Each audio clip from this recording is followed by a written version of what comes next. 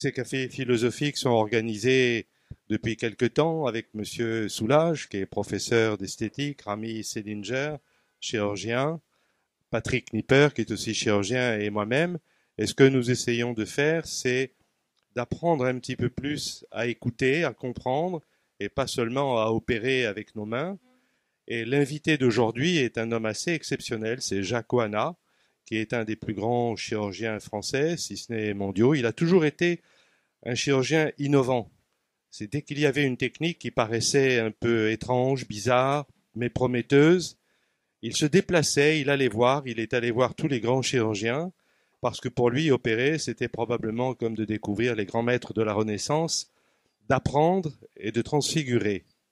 Et puis nous allons peut-être avoir Orlan tout à l'heure, mais nous avons surtout Shlomo Selinger, qui est un trésor vivant, parce que c'est probablement le successeur de Zadkine au niveau de la qualité du travail. C'est un génie absolu de la sculpture, et ce frêle bonhomme qui est échappé des camps continue à sculpter des pièces de granit qui sont grandes comme une maison de 3 étages. Donc ce sont vraiment des géants de travail, d'intelligence, et ils vont se confronter un petit peu.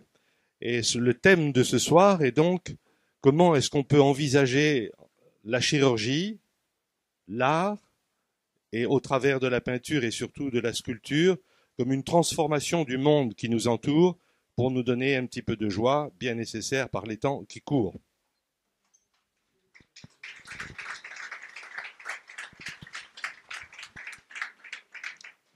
Merci beaucoup, Vladimir. Et c'est lui qui a fait entrer le lifting cervico-facial, qui est une des interventions majeures de notre spécialité, dans la modernité. Autant dire qu'effectivement, il est d'une modestie remarquable puisqu'il est l'un des géants de notre spécialité et l'un des maîtres à qui nous devons tous beaucoup. Aujourd'hui, nous allons aborder un thème un petit peu particulier qui est celui de la confrontation de la chirurgie plastique et de l'art contemporain au travers des métamorphoses du corps.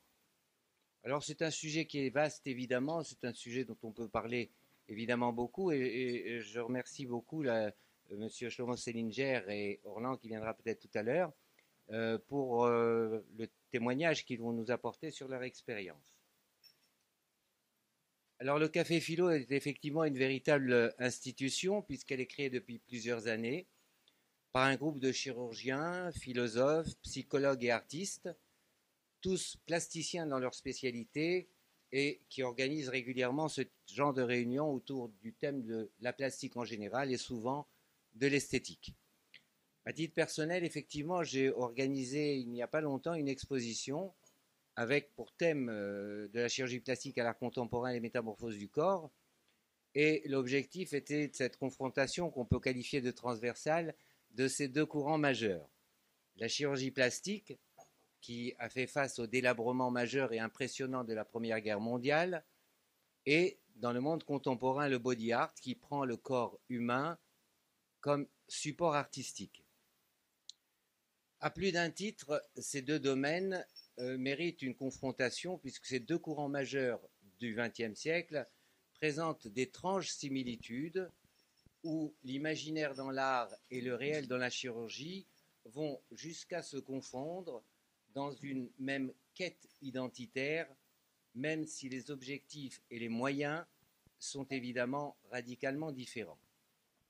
C'est une exposition donc j'ai organisée. Voilà, c'était un projet qui, très honnêtement, si c'était à refaire, je n'aurais pas fait parce que c'est une somme de travail considérable et c'était tout un métier. Mais bon, en vérité, c'était surtout une exposition hommage. Mon objectif était de rendre hommage à mes maîtres, et j'en ai eu beaucoup, mais j'en ai eu des particulièrement prestigieux, en particulier certains dont on parlera ce soir, Paul Tessier par exemple, bon, Jean Sauveur-Elbaz bien évidemment, Yves-Gérard Ilouz, et puis Ivo Pitangui, qui font partie des gens chez qui j'ai appris ce métier. C'est aussi une exposition hommage pour les artistes, pour leur travail, pour leur recherche, pour leur démarche, qui est extrêmement difficile, qui est ingrate par beaucoup d'aspects, et on ne peut pas ne pas être intéressé par la similitude qu'il peut y avoir dans ces deux domaines. L'exposition se présentait comme plusieurs modules. Il y avait un atelier d'artistes qui était installé dans un bloc opératoire et les pinceaux côtoyaient les instruments de chirurgie. Les œuvres d'art assistaient à des scènes opératoires. Et au centre, la Balloon Vénus de Jeff Koons, sorte de déesse moderne aux courbes réfléchissantes et largement inspirée de la Vénus de Willendorf, était donc au centre de cette exposition. Avec d'un côté des artistes, et nombreux, Orlan qui présentait des refigurations et des self-hybridations, et des sculptures, qui sont des sculptures exposées en hommage aux pionniers de la chirurgie plastique. Ce sont des sculptures que j'ai fait faire réaliser par des artistes, que j'ai mis en contact avec ces chirurgiens. Et il est passionnant de voir à quel point ce contact qu'il y a eu entre les chirurgiens et les sculpteurs a été à l'origine de beaucoup d'innovations. Certains sculpteurs, par exemple, ne sculptaient plus de la même façon depuis qu'ils avaient rencontré ces chirurgiens. C'est Jean-Yves Gosti en particulier auquel je pense, qui est un sculpteur aussi du granit, de la matière et de la pierre, qui fait essentiellement des visages un petit peu bruts, et on ne peut pas ne pas être interpellé par la similitude des visages que fait Jean-Yves Gosti, qui n'a aucune connaissance médicale, avec les malformations que justement Paul Tessier traitait, et je les ai fait se rencontrer. Comme je le dirai tout à l'heure, j'ai eu l'opportunité de faire l'acquisition des instruments de Paul Tessier, et je dirai tout à l'heure, mais je le dis maintenant, les instruments de Paul Tessier, ce sont les pinceaux de Cézanne, et il était pour moi insupportable de savoir que ces instruments allaient resservir à un chirurgien, quel qu'il soit, et donc c'était un petit peu dans un contrat moral que nous avions avec Paul Tessier. Je lui avais demandé d'accepter que ces instruments fassent l'objet d'une sculpture. Ce que nous avons fait, Paul Tessier a passé un an pratiquement dans l'atelier de Jean-Yves Gosti à concevoir ce qu'ils ont fini par appeler la porte de l'enfer, qui est une œuvre majeure et magistrale. Et c'est de Jean-Yves Gosti que je parlais en disant que depuis sa rencontre avec Paul Tessier, il ne sculpte plus de la même manière, il ne peut pas s'empêcher de faire des trous dans la tête de toutes ces sculptures, tant il a été impressionné par ce personnage, et on le serait à moins. C'est donc à partir des instruments de Paul Tessier, cette sculpture du fond qui fait 2,50 m sur 2,50 m retrace la vie de Paul Tessier. Elle a été faite à partir des instruments de Paul Tessier, des photos originales de Paul Tessier, des radiographies de Paul Tessier, des patients de Paul Tessier. Bref, c'est l'histoire de Paul Tessier et en tant qu'élève, je suis particulièrement fier d'avoir été à l'origine de cette rencontre qui pour moi est symbolique à plus d'un titre. La sculpture que l'on voit devant est une sculpture qui a été faite pour Yves-Gérard Ilouz par Jean-Yves Gosti, qui se sont également rencontrés, et on ne le voit pas au dos de cette sculpture, c'est une sculpture qui tourne sur elle-même, il y a les canules de Yves-Gérard Ilouz. C'est donc un hommage à Paul Tessier, qui est ce chirurgien de l'impossible, et à Yves-Gérard Ilouz, qui est le génial inventeur de la lipoaspiration. Dans cette exposition, Sophie Elbaz, qui est présente ici, qui était une photographe de grand talent, interroge dans ses géographies intérieures le passé pour mieux définir l'identité présente. Les photos qu'elle fait sont absolument magnifiques. Sophie Elbaz est la fille de Jean Sauveur Elbaz, qui est un des pionniers de la chirurgie plastique française, dont je voudrais rappeler le souvenir. L'exposition se terminait par un clin d'œil sur la Corée, qui est le nouvel Eldorado de la chirurgie esthétique, la Corée où j'ai eu l'occasion de faire un séjour fondamental, je dirais, fondateur et mémorable sur la chirurgie, tant le phénomène de la chirurgie esthétique est intéressant dans ce pays, avec évidemment, ça concluait sur une référence le futur, nanotechnologie et thérapie génique. C'était une réunion tout à fait sympathique et très confraternelle, très conviviale aussi.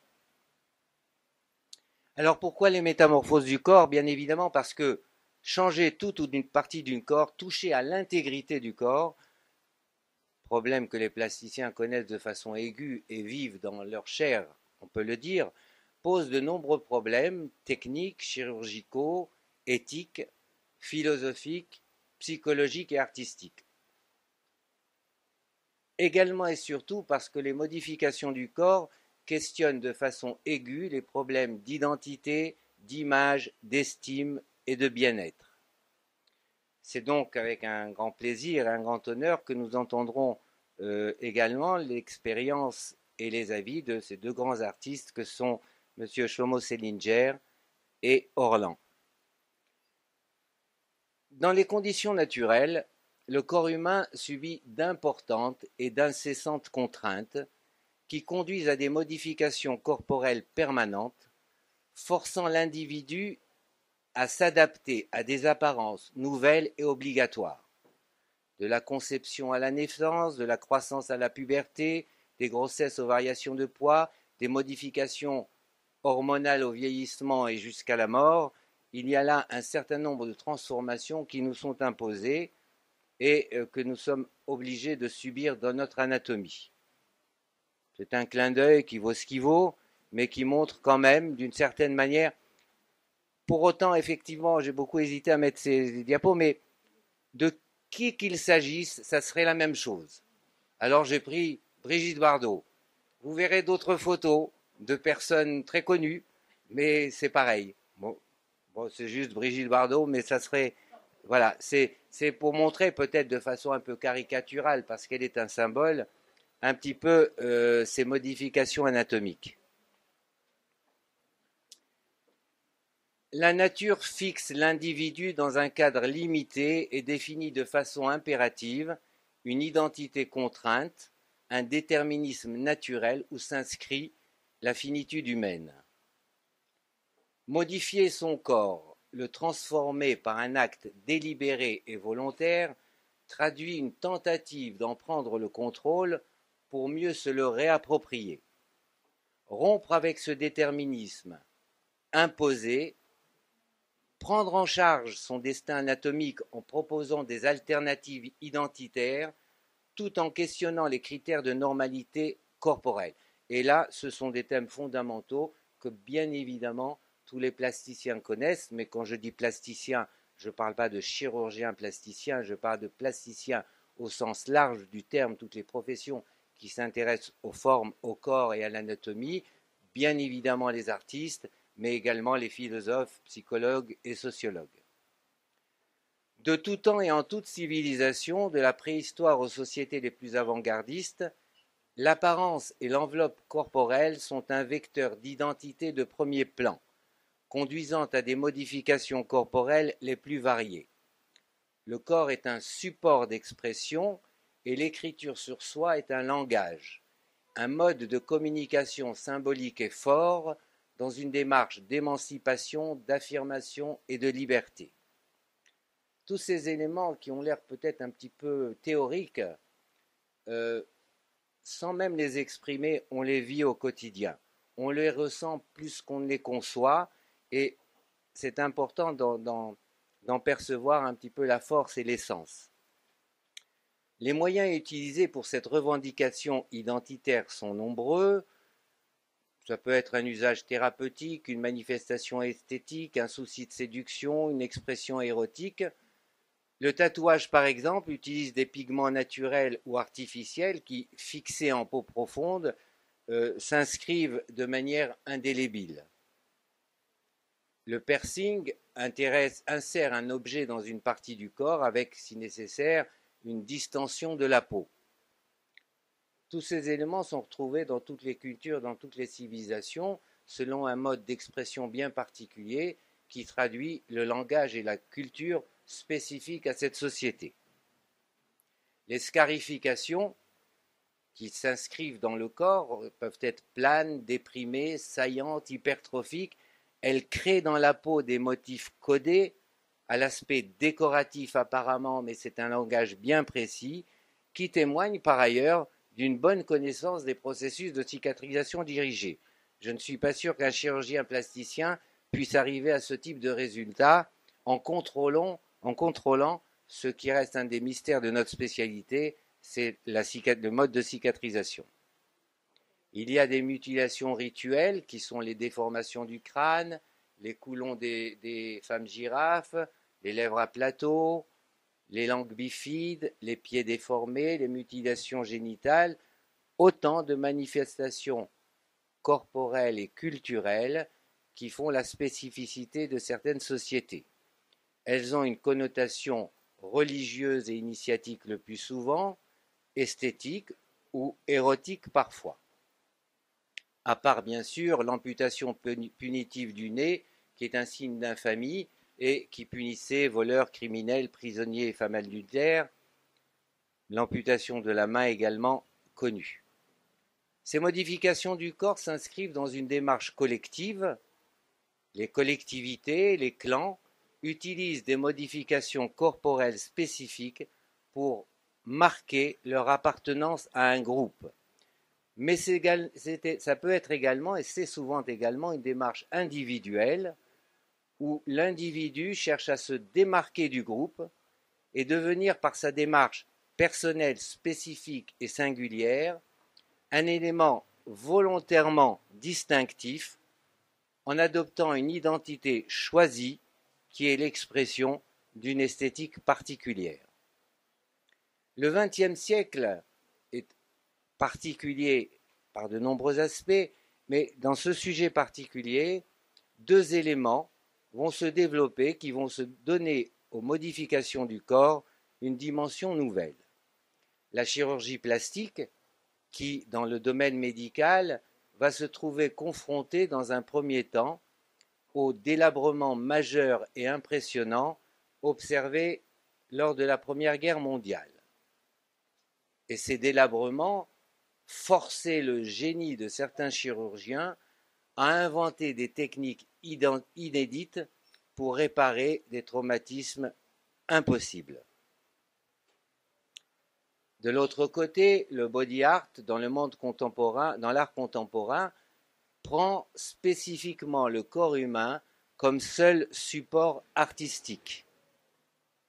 Et il propose, grâce à des technologies modernes, avec une imagination débordante, des images et des visions surprenantes, pour là aussi des identités nouvelles et multiples. La chirurgie plastique dans la réalité, l'art contemporain dans l'imaginaire, effectue des démarches étrangement similaires qu'il paraît nécessaire de confronter pour mieux les comprendre et les considérer. Longtemps soumis au canon esthétique de beauté, d'équilibre et d'harmonie, on a pour cela les références de l'art grec et de l'art égyptien, le corps est devenu le lieu de débat où il voit son anatomie remise en cause, modifiée, déformée, dépouillée, réinventée. Et le corps s'en trouve fragmenté, morcelé et mélangé. L'art est par essence métamorphose. La métamorphose de l'art est en route et plus qu'une évolution ou des courants d'idées, cette renaissance est une véritable mutation où l'impensable devient possible.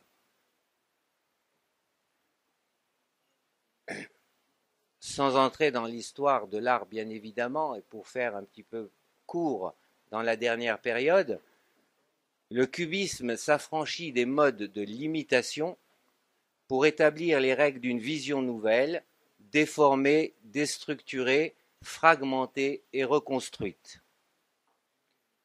Duchamp a marqué l'histoire en osant la moustache sur la Joconde. Dubuffet va dessiner des corps monstrueux et déformés, désacralisant en particulier le nu féminin. Ernst, Miro et Magritte vont proposer des corps hybrides qui sont des sortes de mutants où l'animal se mêle à l'humain dans d'étranges compositions fantastiques et irréelles, poétiques et terrifiantes. En un mot, le nez n'est plus au milieu de la figure. Et pourquoi pas, diront certains, et je vous demande simplement de retenir cette phrase sur laquelle nous reviendrons, et pourquoi pas diront certains. Frida Kahlo, dans une série d'autoportraits, peint son corps mutilé et déformé et expose la souffrance et les angoisses d'une femme brisée. Le body art et l'art charnel franchissent une étape supplémentaire dans la quête identitaire où l'artiste interroge son propre corps, qu'il met au centre de l'œuvre et il incarne des expressions artistiques nouvelles. On pourrait parler de Klein, on pourrait parler de Pollock. À l'évidence, il faut être synthétique. Les performances apparaissent et les représentations aussi, où intervient la notion du temps, qui, comme le corps humain, porte en elle leur propre fin. Orlan, artiste plasticienne multimédia de notoriété internationale, est une des pionnières de ce courant qu'elle qualifie d'art charnel et dont elle va explorer les multiples facettes. Quelques-unes de ses œuvres, Orlan accouche d'elle-même en 1964 et renaît sous la forme d'un buste androgyne et mutilé. Le baiser de l'artiste interpelle le public dans la posture d'un guichet automatique, illustrant ainsi son art de la mise en scène et de la provocation. Le bloc opératoire devient son atelier. La première, Orlan ose réaliser des performances sur son corps au cours d'interventions de chirurgie plastique qui sont retransmises et décomposées selon différents médias en utilisant l'art numérique, le théâtre, la littérature. Le bloc opératoire devient son atelier et elle met en scène des performances de refiguration originales et surprenantes, proposant un visage qui refuse les critères de normalisation par la pose en particulier d'un plan au niveau des tempes. La liberté en écorché est un autoportrait en version 3D où Orlan, dépourvu de son enveloppe corporelle, prend progressivement la pose de la statue de la liberté comme affranchi et plus nu que jamais. Orlan propose une série de self-hybridations dans un mélange de son visage et de celui inspiré des sculptures de différentes cultures. Fascinée par les technologies nouvelles, elle travaille sur la réalité augmentée, explore tous les horizons de mutation, présente, future, imaginaire, virtuelle et réelle. C'est cette première partie que je voulais donc, si vous voulez, introduire pour poser la problématique des métamorphoses du corps et sa relation avec l'art. Il est utile et nécessaire de demander maintenant l'avis des spécialistes artistes que nous avons ici et donc de Shlomo Selinger ici, d'Orlan si elle n'est pas retardée par un rendez-vous qu'elle a au Palais de Tokyo, et la deuxième partie portera davantage, puisque la première partie porte sur l'art contemporain, la deuxième partie va porter sur la chirurgie plastique et les questions qu'elle pose, ainsi que les solutions que parfois elle apporte. Donc c'est avec un grand plaisir que je laisse la parole à M. Shlomo Selinger et à Rami. Bon, mes chers amis, je suis très heureux que Jacques Ohana, mon ami Jacques et collègue Jacques Ohana, ait invité mon père Shlomo. Évidemment, il y a des similitudes entre et des liens très forts entre la chirurgie plastique et l'art contemporain notamment. Et aujourd'hui, Jacques a décidé d'inviter Shlomo Selinger, mon père, et Orlan, qui sont à des pôles diamétralement opposés de l'art contemporain. Alors, je vais y revenir. Je me propose de parler de la vie de Shlomo et de montrer des œuvres. Et Shlomo va ensuite aborder des thèmes importants sur son art, sur son approche, sur sa manière de voir. Et vous verrez que l'approche de Shlomo de l'art contemporain est il y a énormément de similitudes entre l'approche du chirurgien avec son propre travail. Alors, un petit clin d'œil. Voilà Jacques et moi à côté d'une sculpture qui est un hommage à Yves-Gérard Ilouz, dont nous avons Claire Ilouz à côté de nous. C'est dans le jardin de l'appartement d'Yves Gérard. C'est une sculpture qui avait été faite avec des canules de liposuction. Yves Gérard Ilouz étant l'inventeur de la liposuction. Donc vous voyez, cette sculpture incarne un trait d'union entre la chirurgie plastique et non, c'est pas de Shlomo, hein, c'est une sculpture. Et entre la chirurgie plastique et l'art.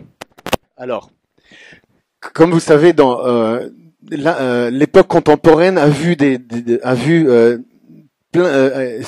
s'éclate dans multiples directions, dans les sciences, dans les techniques, dans les pensées, dans la philosophie, et l'art n'échappe pas bien sûr à cela. Et j'ai schématisé, il y a deux entités en fait dans l'art contemporain. Un art qui est conceptuel, idéatoire ou de performance, ou qui prend de multiples directions, qui part un peu dans tous les sens, et que personnellement je ne connais pas très bien. Par contre, l'art que je connais, c'est le modèle que j'ai à côté de moi, celui de mon père, et mon père incarne l'entité complètement différente de l'art contemporain, c'est-à-dire c'est un développement dans l'époque contemporaine d'une approche qui a 100 000 ans, même plus, une approche ancestrale, ce qui est le travail de la matière, du bois, de la pierre en taille directe. Et cet art, on pourrait le résumer de cette manière-là, son but en fait, c'est ce travail-là est de décrire et interpréter le monde avec la pensée, les sens et l'émotion. C'est ce qu'on peut appeler la poésie dans différents domaines de l'art. Et il y a une espèce de continuité ancestrale avec ce que l'on peut voir aujourd'hui. Et Shlomo incarne vraiment ne peut pas mieux incarner cette direction. Il taille la pierre, il taille la matière en taille directe. Alors, le titre de la chirurgie plastique à l'art contemporain, mais s'agissant de l'approche de Shlomo, de cette approche ancestrale, on va dire de l'art contemporain à la chirurgie plastique. Bien sûr, la filiation est dans l'autre sens. Alors, cette filiation peut s'incarner, évidemment. Moi, je suis chirurgien plasticien, mon père étant sculpteur, donc notre filiation biologique incarne bien cette filiation de l'art à la chirurgie plastique. Alors, moi, j'ai été entouré d'art dans mon enfance et je suis devenu chirurgien plasticien. Alors, Shlomo est un sculpteur. Il a aussi une histoire hors du commun que je me propose de vous résumer en essayant de parler assez vite pour lui laisser le temps de parler de choses, des choses qui sont sensibles, de son approche, de ses réflexions sur son art. Et vous verrez, son approche ressemble à celle des chirurgiens. Alors, Shlomo est né dans une petite ville en Pologne. Il a connu l'arrivée des nazis, la déportation. Tout ça, ce sont des dessins où il a dessiné son histoire. Les travaux forcés, les tortures, les sévices, les sélections, où il a vu son père aussi, mon grand-père, être sélectionné pour ne plus jamais revenir. Les pendaisons, les marches de la mort, la libération, mais Shlomo n'était pas debout, il était plutôt du côté droit de la photo.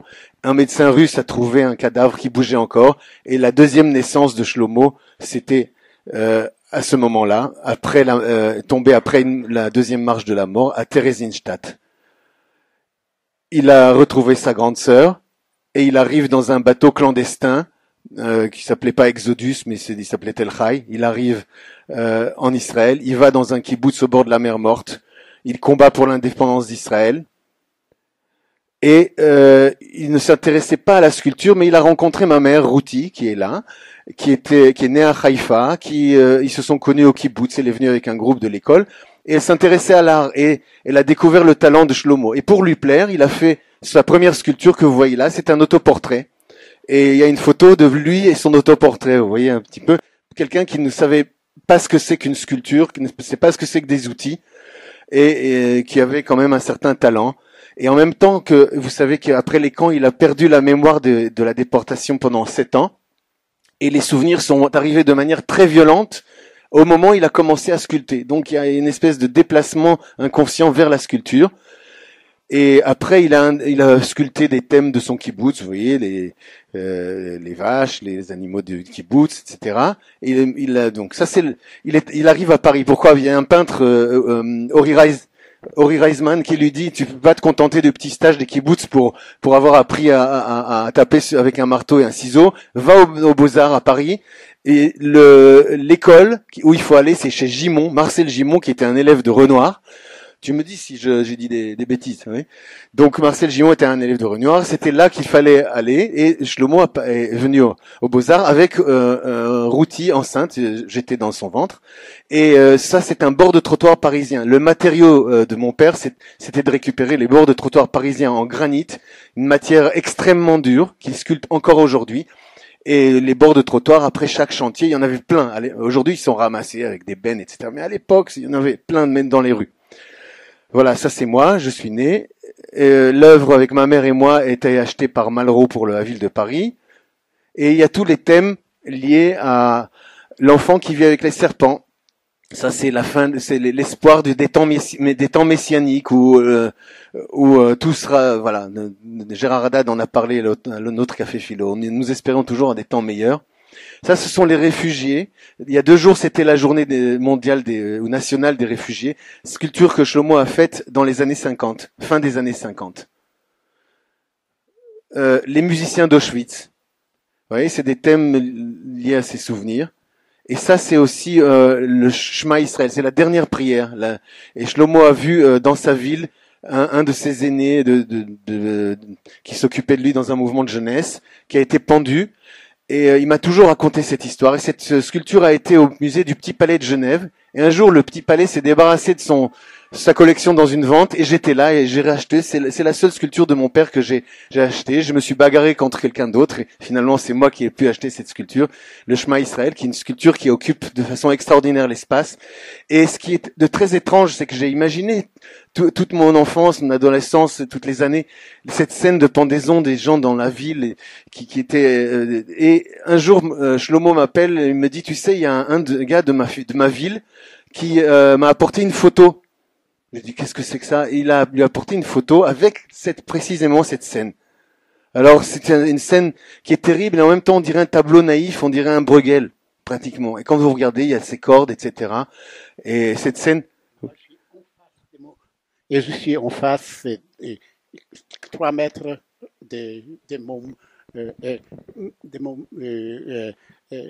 moniteur de mouvement de jeunesse sioniste, et j'ai entendu, et quand on lui a mis les cordes sur les coups, j'ai entendu sa prière: Shema Israël, Adonai Eloheinu, Adonai Echad. Et c'est la première fois que je vis les morts. Et après, c'était quotidien. Donc voilà, c'est cette étrange réalité qui rejoint l'imaginaire à travers une photo. Alors Shlomo continue à travailler à Paris et il a des grandes commandes. Et il s'attaque à des morceaux de granit bien plus grands que les bords de trottoir. Ça, c'est sa première grande commande pour Saint-Avold.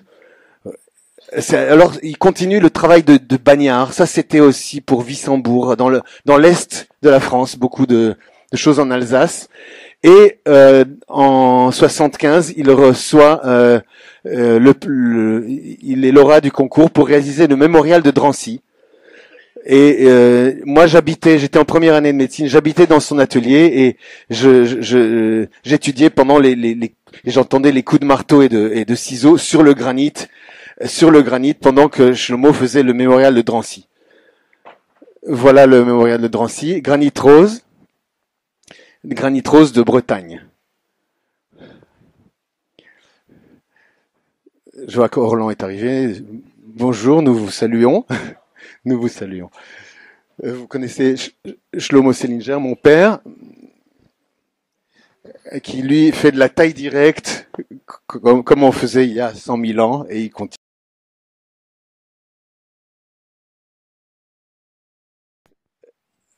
Alors, voilà, c'est la reproduction du travail du Bagnard. Vous voyez à côté, ça peut représenter, c'est germinal ou c'est c'est le travail des camps. Ça, c'est le travail dans la mine.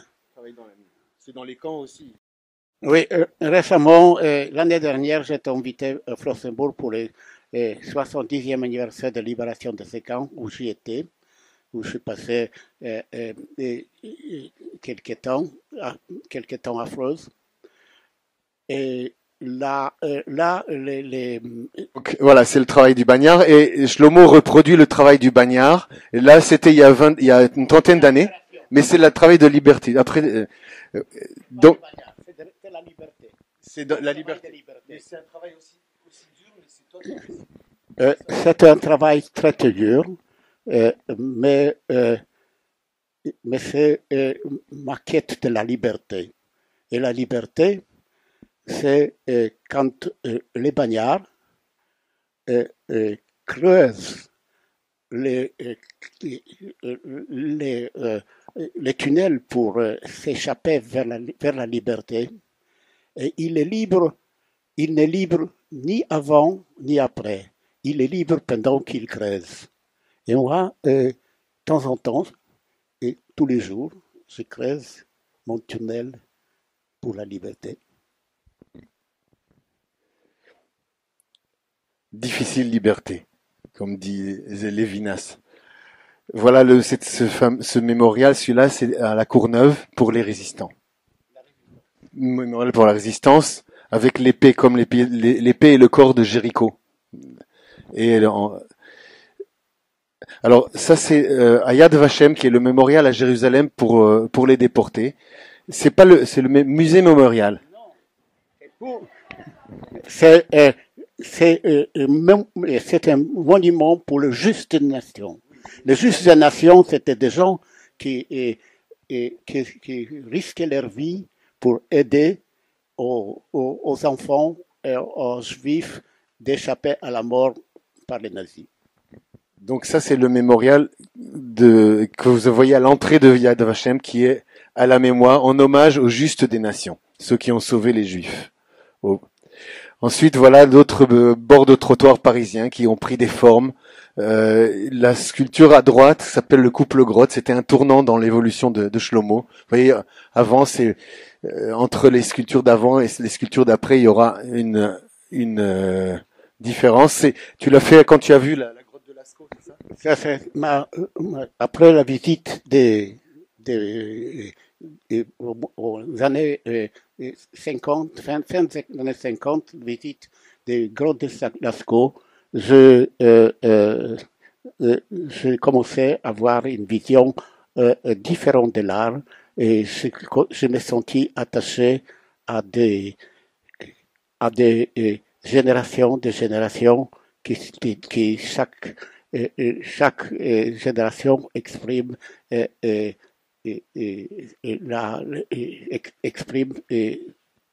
exprime sa génération.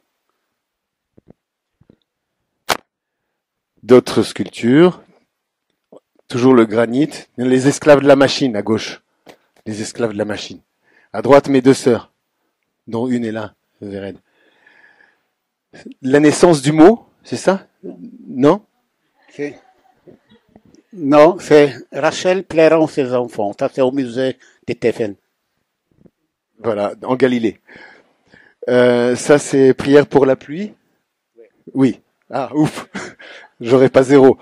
Bon, ça, c'est d'autres sculptures à l'atelier, vous voyez, de l'évolution.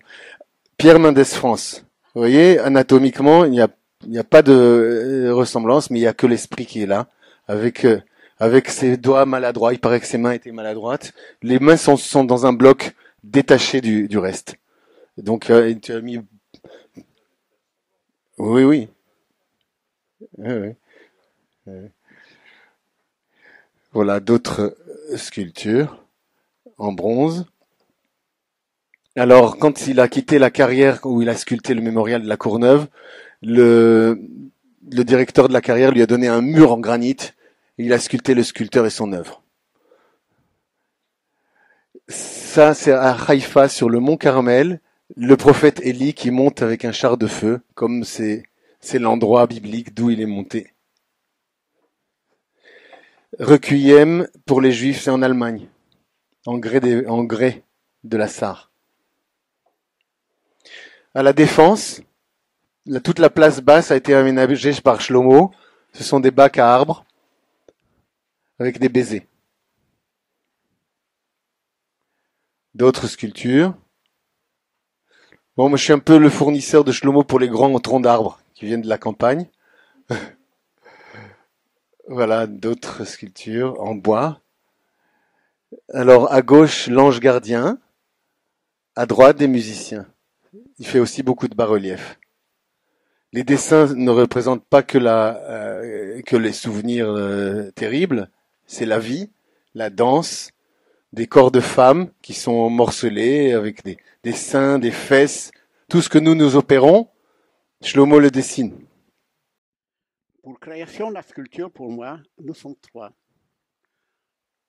La matière, la lumière, et moi, les petits serviteurs de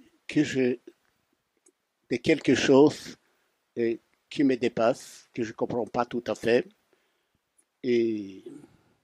Mais une fois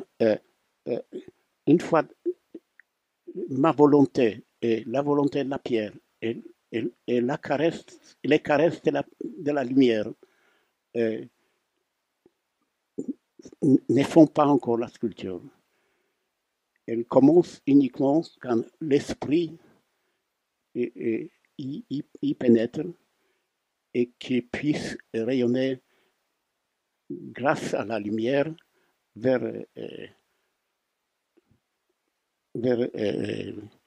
celui qui le regarde et celui qui le contemple. La sculpture, c'est un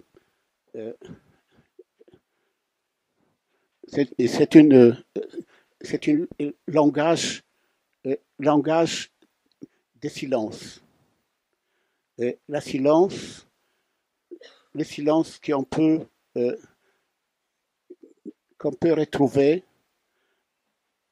parfois dans le désert, que j'ai trouvé dans le désert de Judée, où il nous est exactement, on sent exactement la voix divine qui sort de la silence. Et moi, je suis athée. Mais il y a des choses dont je ne peux pas définir qui se trouvent pendant la réalisation des sculptures. Mon démarche est je trouve la sculpture dans les blocs de pierre. J'arrive et je regarde la pierre ou le tronc d'arbre. Je sais qu'à l'intérieur, il y a une sculpture et je ne sais pas encore laquelle. Et j'interroge cette matière et je lui demande qu'est-ce que tu contiens? Révèle-toi pour que je puisse t'aborder. Et puis, un jour, je commence à comprendre qu'il y a quoi que ce soit. Et du premier coup de masse, c'est déjà trop tard. Le destin de cette œuvre a commencé. Et je commence par détruire l'harmonie première, qui est les blocs de pierre est tout à fait harmonieux. Et tout le long de la réalisation de cette sculpture, je suis à la recherche d'une harmonie nouvelle. Et je suis en relation avec cette pierre, une relation avec cette matière, une relation d'amour qui me permet de respecter, de la respecter, c'est comme et de l'aimer, et doucement le dialogue s'engage Merci beaucoup, monsieur Shlomo Selinger. Merci pour votre talent. Merci pour votre modestie. Excusez-moi, je voulais dire plein de choses et je n'ai pas pu. Mais vous avez dit tellement de choses. Tellement de choses. Merci pour votre pudeur. Merci pour votre témoignage. Et d'une façon certaine, si vous voulez, vous êtes la preuve que l'art est intemporel. Il n'y a pas d'art contemporain, ni d'art moderne, ni d'art... Mais vous questionnez la matière, vous créez des formes. Quand vous dites « je suis à la recherche d'une harmonie nouvelle », je pense que vous avez tout résumé. Vous avez résumé la plastique en général, vous avez résumé la démarche artistique. J'ai beaucoup aimé cette recherche de l'œuvre au travers de la pierre, et vous savez que on dit que Michel-Ange voyait dans le bloc de marbre la Pietà en devenir. Et j'aime bien aussi cette phrase extraite d'un film qui s'appelle Les chaussons pourpres, un film des années 50, qui est un film absolument prodigieux, où un chorégraphe qu'on félicitait du talent d'une des danseuses a répondu « Le plus grand des magiciens ne peut sortir un lapin d'un chapeau que s'il y a déjà un lapin dans ce chapeau. » C'est un petit peu ce que vous faites, et en tout cas, vraiment merci pour ce témoignage particulièrement émouvant. Nous recevons Orlan, qui a pu se rendre disponible par rapport à des rendez-vous. Bon, il y a une rencontre, c'est ce que vous avez dit, que vous ne croyez pas en Dieu. Et moi aussi, Dieu n'est pas une hypothèse de vie ni de travail. Mais avec votre œuvre et votre vie, on voit en fait que ce que Nietzsche disait est vraiment vrai, c'est que là, nous avons l'art pour ne pas mourir de la vérité. Et c'est l'art qui vous a sauvé, d'une certaine manière. Donc, moi, en fait, je voudrais me présenter. Je suis Orlan, entre autres, et dans la mesure du possible. Et mon nom, en fait, s'écrit chaque lettre en capitale. Pour moi, c'est une chose très importante et très difficile à obtenir, parce qu'effectivement, nous avons, par exemple, Wikipédia, qui parle de mon nom en disant qu'il s'écrit en majuscule, mais ils l'écrivent en minuscule. En fait, pour moi, c'est vraiment très important de ne pas rentrer dans les rangs, de ne pas rentrer dans la ligne. Et toute ma vie, j'ai essayé, en fait, et j'ai fait des tentatives de sortir du cadre. C'est-à-dire de sortir de tous les formatages, de tous les a priori, de tous les prêts à penser qu'on nous inculque et qui, la plupart du temps, nous mettent en prison. Le pire, probablement, c'est quand le cadre, on ne le voit pas, et que le cadre, le formatage, parle à travers vous, sans que vous sachiez que c'est le cadre qui parle, mais que ce n'est pas vous. Par contre, si on sait, si on a vu le cadre, si on a vu le formatage, on peut en jouer, on peut en rire, on peut le casser, on peut le reconstruire, on peut faire avec. Donc, toute mon œuvre, en fait, est basée sur l'idée de secouer, de dérégler un certain nombre d'a priori. D'a priori sur le corps des femmes, d'a priori par rapport aux standards de beauté. Et je dois dire que ce qui nous différencie, j'ai noté ce qui nous rapprochait, c'est que effectivement, moi, je ne crois pas du tout en tant qu'artiste à la matière. Pour moi, la matière doit suivre, mais pas être. Je n'ai pas de matériaux dans mon travail précis. C'est-à-dire, je passe de la photo, de la vidéo, aux biotechnologies, à la sculpture, parce que je suis aussi collègue, j'ai aussi fait des sculptures, mais des sculptures qui sont tantôt en résine, tantôt en marbre de Carrare, et tantôt en 3D printing. Donc des sculptures très différentes. Parce que donc la matière et la technologie ne m'intéressent pas. Ce qui m'intéresse, c'est d'avoir une idée, de vouloir passer un message et à travers ça, de trouver la meilleure matérialité, la meilleure manière de dire pour essayer justement que cette matérialité révèle l'essence de l'idée. Donc, pour moi, ça c'est extrêmement important. Et toute mon œuvre est une œuvre qui interroge le statut du corps dans la société via toutes les pressions culturelles, traditionnelles, politiques, religieuses, qui s'impriment dans les chairs, et en particulier dans les chairs féminines. Et je vois qu'il y a beaucoup de femmes ce soir, mais les hommes aussi sont aussi sollicités par un certain nombre de dictats.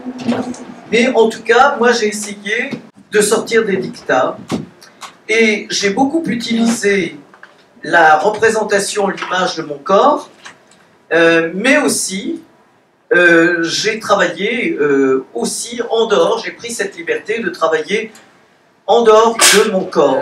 En fait, l'origine de la guerre est un cadre, on revient au cadre, mais c'est avec un homme nu que j'ai imité l'origine du monde. Donc j'imagine que tout le monde a en tête l'origine du monde, et c'est tout de même ce qu'on a fait de pire aux femmes, leur couper la tête, les bras et les jambes, pour qu'il ne reste plus que le sexe et que le ventre, l'organe reproducteur. Donc moi j'ai essayé de faire l'autre versant de l'humanité, et de voir ce qui se passait quand aussi on était serial killer et sadique, en coupant tête, bras et jambes, et je l'ai mis en photo, alors que Orsay c'est en peinture, donc c'est pas tout à fait symétrique. Et donc il y a le cadre de Orsay, exactement la même dimension de l'œuvre, de l'origine du monde. Donc je vous laisse à penser, imaginer cette œuvre-là. Donc toutes les fois, j'ai essayé de faire des choses assez fortes, parfois violentes, mais pas que, qui parlent du corps et de ce qui se passe. Par exemple, mais pas uniquement. Par exemple, j'ai un propos qui est féministe, qui me paraît vraiment très très important, parce que l'on voit, par exemple, ces temps-ci, on en a beaucoup parlé, qu'au bac ou en première, les sujets ne sont jamais avec de la littérature féminine.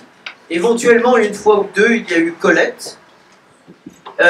Donc, il y a vraiment une discrimination qui est énorme, qui est comme une espèce d'apartheid complet dans le monde, où effectivement, les femmes n'arrivent pas du tout à avoir la même place, l'égalité, par rapport aux hommes. Donc, toute ma vie aussi a été un engagement, et j'ai toujours eu un projet de société, d'essayer de faire bouger les choses, et d'essayer que ça avance. De ce côté-là, mais d'autres côtés aussi. Alors, ce qui nous a... là, les images que vous avez vues, c'était Orlan accouche d'elle-même, écrit A-I-M-E, et effectivement, ça parle de l'identité et de l'altérité, et ça parle de l'accouchement de quelque chose qui pas forcément ne vous ressemble. Ici, le baiser de l'artiste, vous en avez parlé déjà très peu. Bon, le baiser de l'artiste, alors j'en parle, c'est une œuvre avec laquelle je peux noter ma vie avant et après, car j'ai été immédiatement renvoyé de l'école dans laquelle j'enseignais par un télégramme qui disait tous tes cours sont suspendus, nous aviserons pour ton compte parce que tes attitudes de ces derniers temps sont absolument impossibles pour quelqu'un qui fait de la formation. et je faisais de la formation d'animateur socio-culturel. Et ce baiser de l'artiste ici, dans sa photo, est incomplet parce que normalement c'est une grande pièce, comme une sculpture, un piédestal, sur lequel d'un côté il y a l'image de Saint-Orlan, donc moi drapé dans un costume de femme religieuse, intégrée en tout cas socialement, et de l'autre côté il y a mon buste en bois, avec donc détouré, collé, mon buste en photo, collé sur bois et détouré. Et puis, il y avait la possibilité, donc on mettait 5 francs à l'époque dans la fente, et la pièce tombait dans cet œsophage en plastique, et tombait dans cette espèce de pubis tiroir. Et j'avais un sein qui clignotait en rouge. Et bien sûr, j'argumentais comme un câbleau, en disant un vrai baiser, un vrai de vrai, enfin une œuvre accessible à tout le monde, à un prix modeste, mais un travail conceptuel. Et donc, ça se passait au Grand Palais, et ce n'était pas un mimi, un bisou, c'était vraiment un French kiss. Donc, j'ai fait cela parce que ça illustrait un texte face à une société de maires et de marchands. Et la première ligne de ce texte que j'avais écrit était au pied de la croix 2 femmes, Marie et Marie-Madeleine, 2 images, 2 stéréotypes de femmes auxquels il est difficile d'échapper quand on est femme. Voilà pour ce baiser de l'artiste qui a fait grand scandale à cette époque. Alors ici, vous êtes en train de montrer une image 3D, qui normalement devrait être en vidéo, et c'est aussi une image pour moi manifeste.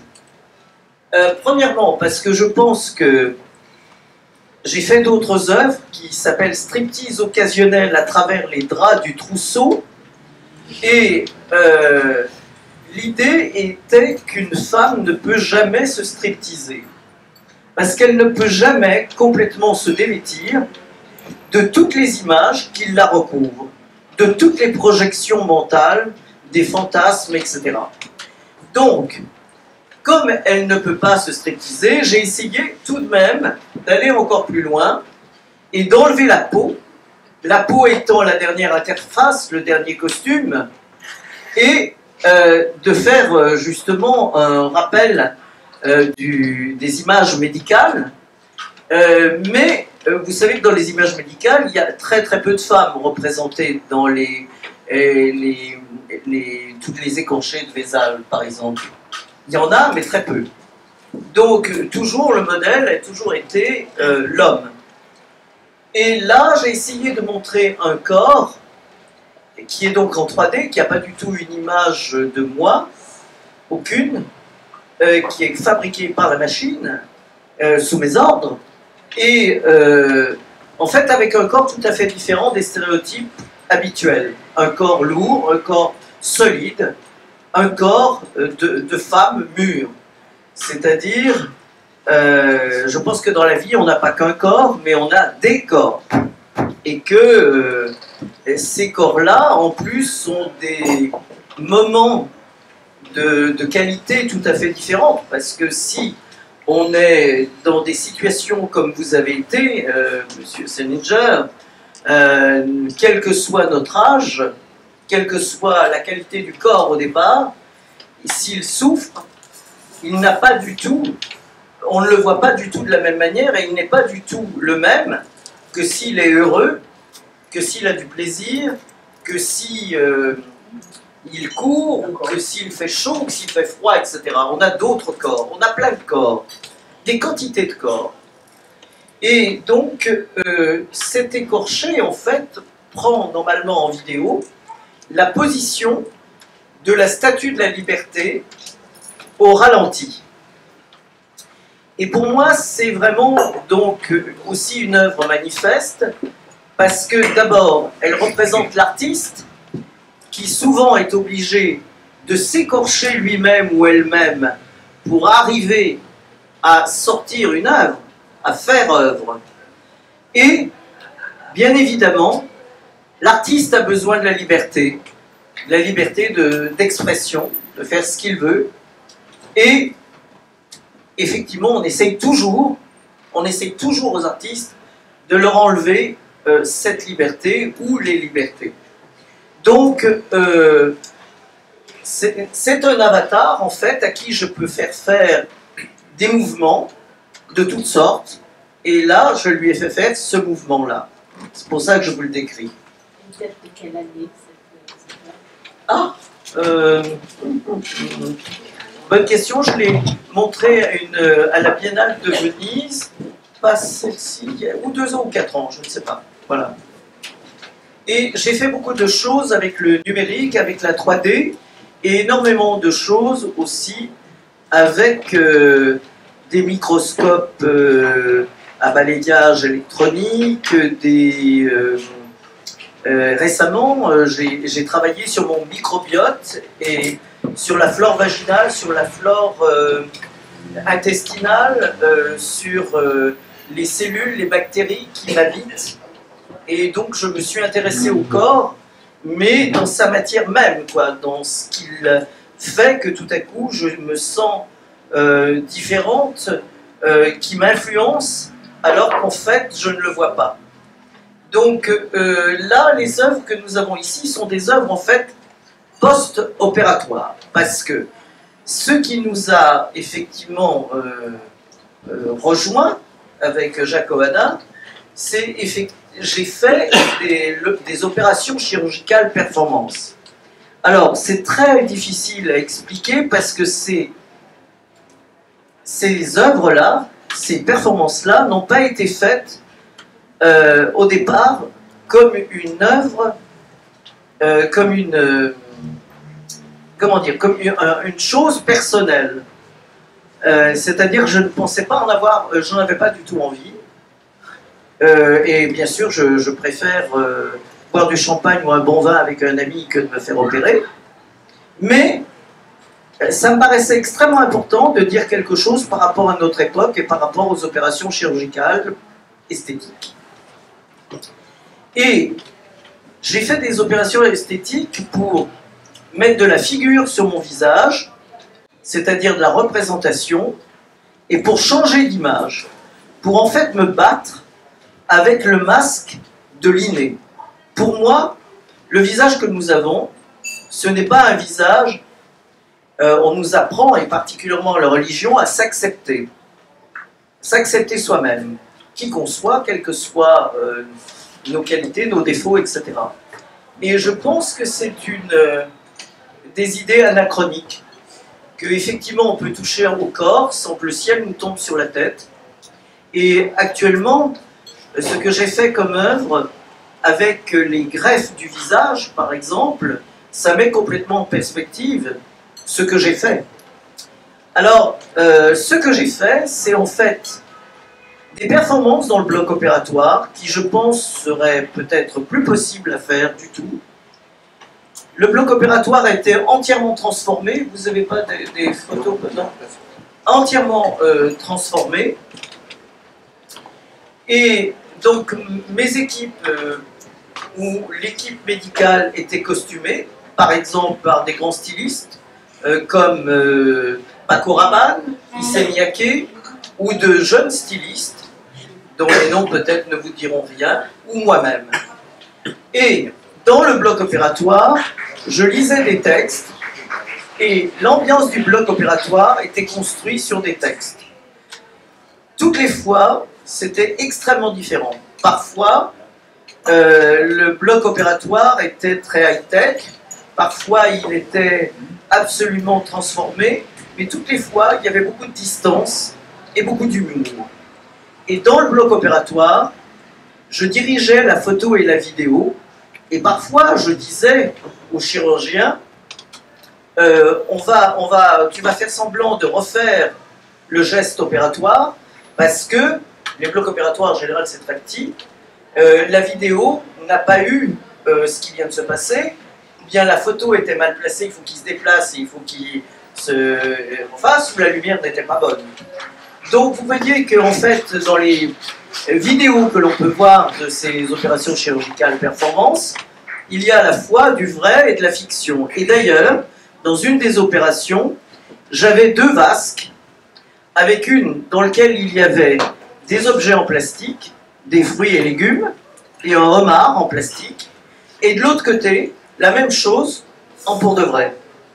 Et pendant l'opération chirurgicale, je mélangeais le vrai et le faux, le vivant et l'artificiel. Et bien sûr, sur mon visage, c'est ce que j'étais en train de faire aussi. Et au final, j'ai fait placer donc 2 bosses sur les tempes qui sont en fait des implants que l'on met habituellement sur les pommettes qui ont été déplacés ici. J'ai fait ça en fait à New York avec une chirurgienne féministe qui avait compris que je ne voulais pas forcément rester cute, que je ne suive pas forcément les directions habituelles. Et l'idée était que si je voulais de la différence, et c'était ce que j'ai demandé à cette chirurgienne, c'est de faire un geste opératoire qui n'avait jamais été fait et qui n'était pas censé apporter de la beauté. En fait, je ne suis pas contre la chirurgie esthétique.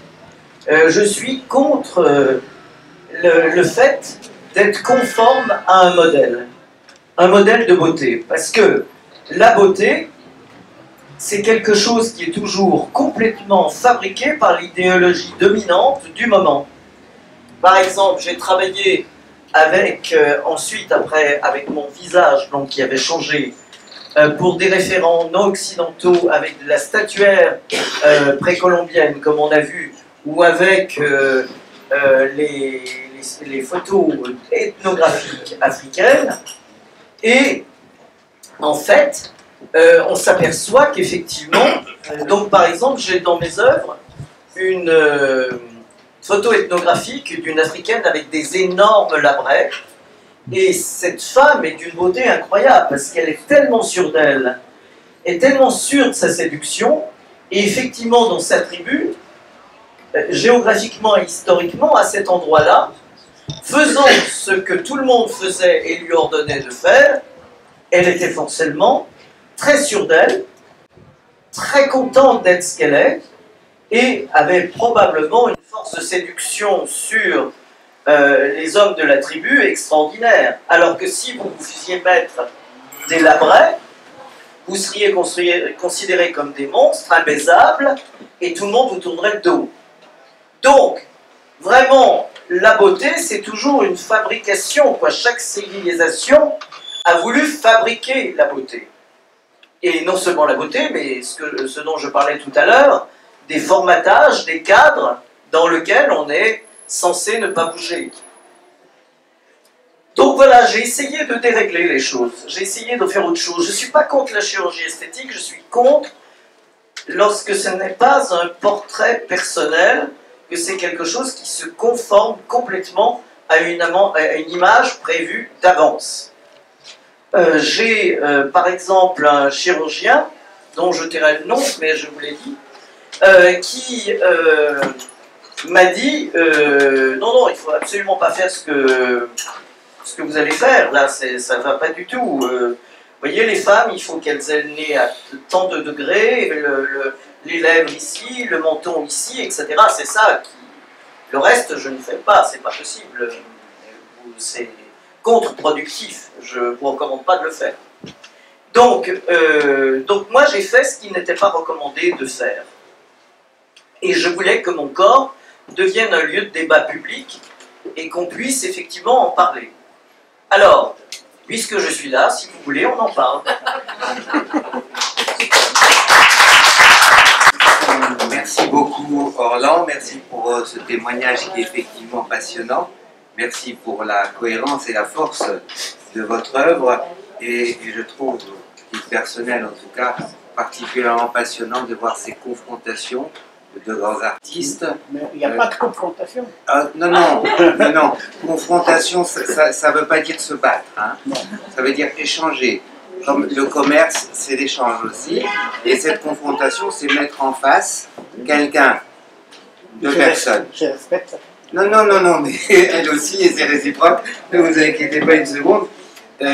C'est clair que Hollande, dans toute son œuvre, pose le problème du questionnement du corps, et j'ai bien aimé cette phrase que vous avez dit, qui est mettre de la figure dans mon visage, c'est ça que vous avez dit.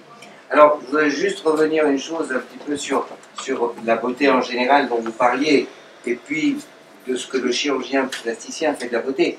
Alors, en tout cas, de façon certaine, un plasticien n'est pas un créateur de beauté et de beaucoup s'en faut. On peut dire simplement qu'il cherche simplement à embellir quelqu'un. Il ne cherche pas, si vous voulez, à se conformer à des canons particuliers. Il cherche, pardon de me répéter, à sortir le lapin qui est dans le chapeau. Maintenant, si vous voulez bien... Il y a chirurgien et chirurgien. Il y a artiste et artiste. Ah oui, oui. Il y a femme et femme. Évidemment, il y a beaucoup d'artistes qui ne sont pas artistes et il y a quelques chirurgiens qui sont des artistes. Mais pour autant, c'est vrai que c'est assez complexe. Mais juste pour continuer, avant, si vous voulez bien, on passe à certaines questions. On a passé un petit peu quelques discussions sur les questions des métamorphoses du corps. On a parlé effectivement de l'art et de l'art charnel. Alors maintenant, puisque confrontation il y a, dans le sens positif du terme, alors qu'en est-il de la chirurgie plastique? Alors l'histoire de la chirurgie plastique est ancienne et les premiers documents sont retrouvés depuis plus de 3000 ans. Il y a eu des tentatives héroïques au Moyen-Âge, mais c'est l'avènement des techniques d'anesthésie et les principes de l'asepsie qui sont à la base des progrès spectaculaires actuels. Il y a les pionniers, il y a les véritables précurseurs, dont les noms sont connus. Et il y a surtout la Première Guerre mondiale qui a fait apparaître une pathologie nouvelle, celle dite des gueules cassées, ces visages et ces corps mutilés, amputés et explosés, qui ont posé d'insolubles problèmes de réparation, de reconstruction, de réhabilitation physique et fonctionnelle à une spécialité qui n'en était qu'à ses débuts, ou même qui n'existait pas.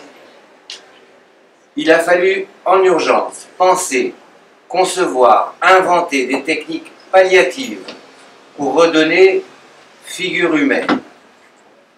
Et c'est là le début de l'épopée qui va faire de cette spécialité un des événements majeurs du XXe siècle, médical, ouvrant la voie au traitement et à d'autres malformations graves, qu'elles soient congénitales ou acquises, certaines malformations qu'on verra, ou certaines maladies, séquelles post-cancer ou post-traumatiques.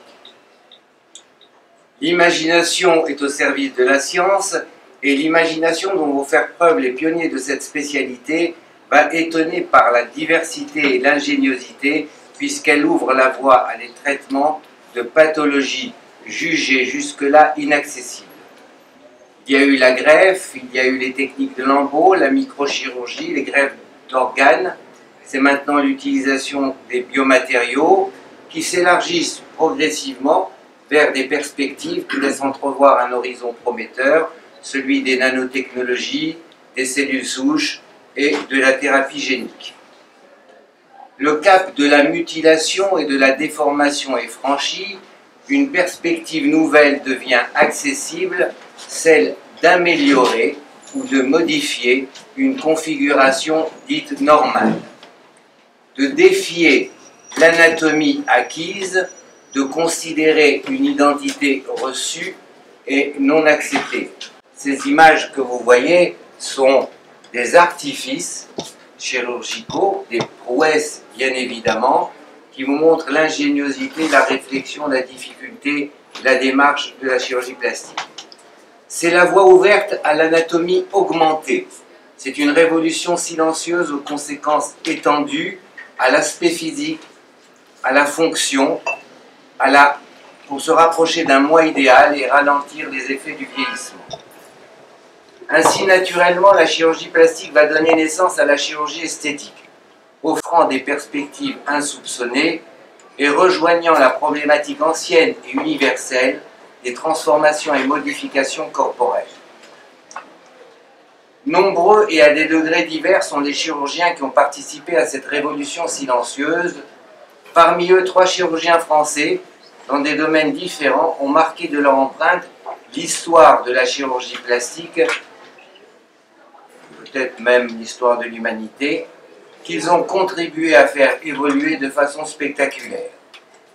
Paul Tessier, l'un d'entre eux, fut très tôt intrigué par les déformations majeures du visage, que sont la maladie de Crouzon et l'hypertélorbitisme. Ce sont des malformations majeures congénitales, des enfants qui souffrent de multiples maux, et évidemment, personne à ce jour n'osait s'y affronter. Il a fallu un courage, un génie, une inconscience, celle de Paul Tessier.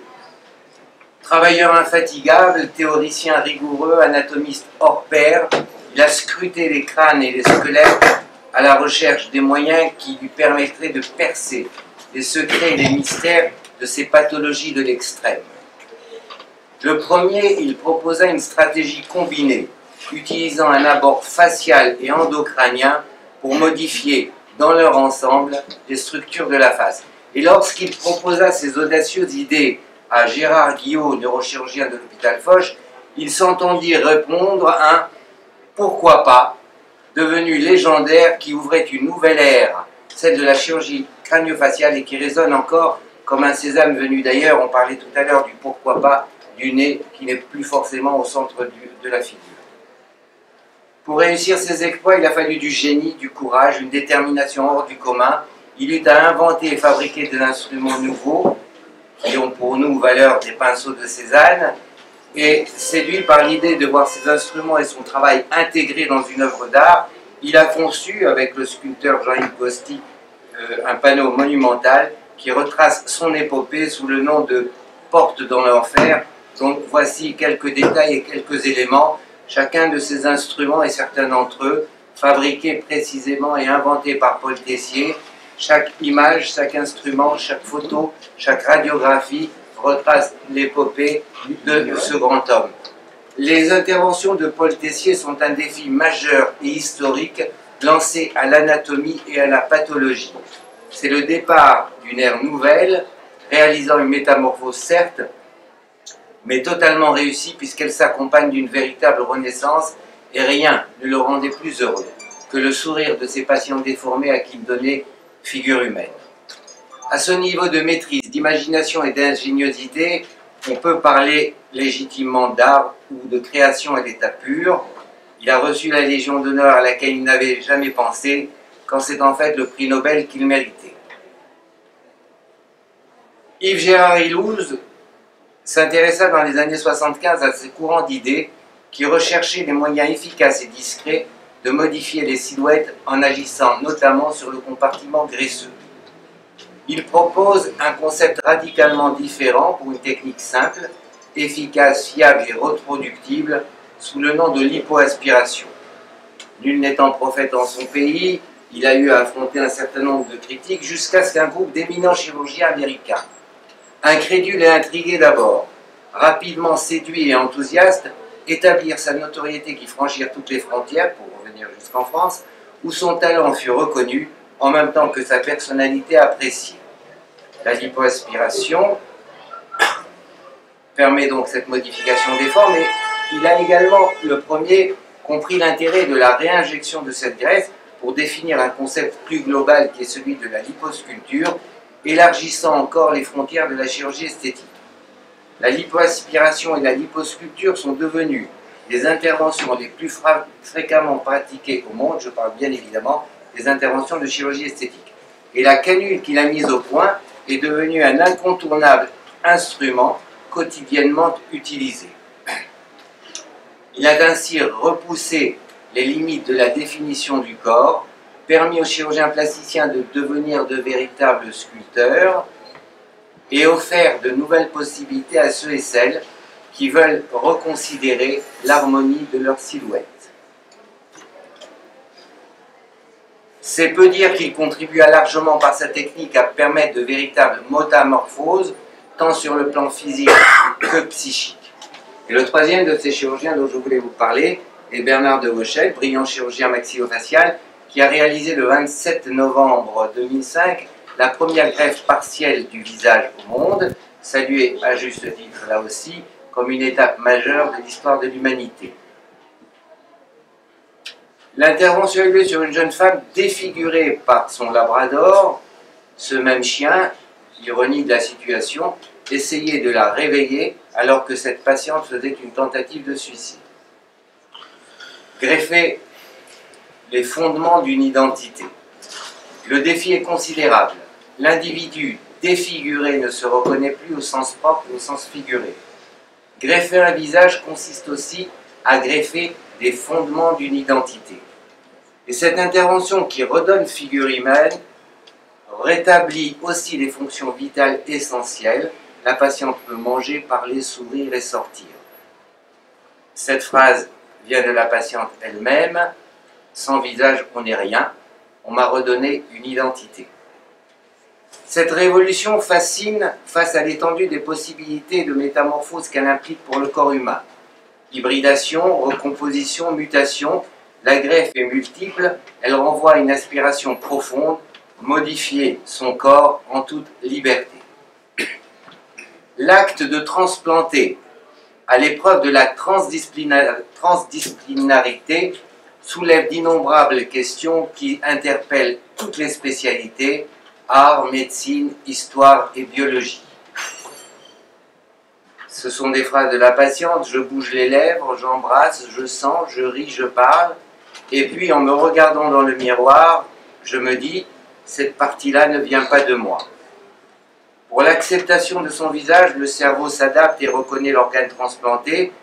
Est-ce pour autant qu'il y a une intégration psychologique? C'est le sujet du livre de Bernard de Vauchel, La fabrique du visage. Question ultime, le droit de mourir dans la dignité, c'est une autre histoire. Il s'agit de l'histoire de Chantal Sébir, atteinte d'une tumeur très rare du visage, devenue incurable et insupportable, qui demande à la justice le droit de mourir dans la dignité. Sa requête est rejetée le 17 mars 2008, je vous laisse vite deviner de qui était président. Elle se suicide 2 jours plus tard, laissant sans réponse la question des normes sociétales et chirurgicales en ce qui concerne la défiguration et l'exclusion.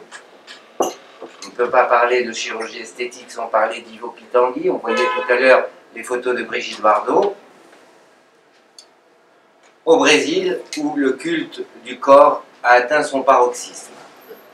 En Corée, c'est le visage qui est un lieu de culte, et c'est un pays où la chirurgie esthétique est la norme.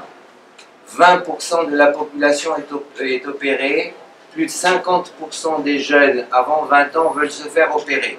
On ne parle pas d'un phénomène, on ne parle pas d'une mode, on parle d'un vrai problème. Et qui pose, vous vous en doutez, d'étranges questions. Alors, c'est donc de l'anatomie qu'il est question.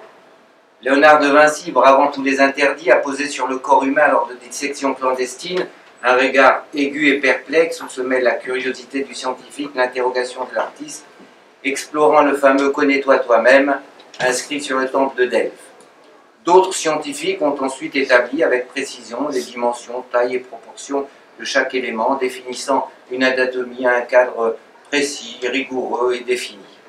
En fait, l'anatomie c'est beaucoup plus que ça et beaucoup plus complexe. Si en stratégie Napoléon décrétait que la géographie c'est le destin, il dira aussi l'anatomie c'est un destin. Allusion précise aux femmes et à la maternité en particulier, dont les contraintes hormonales modifiaient définitivement le cours de leur vie. Le Code civil en tiendra largement compte, instituant ainsi de nombreuses inégalités de droit vis-à-vis de la femme. C'est à un moment où les tests d'ADN n'existaient pas.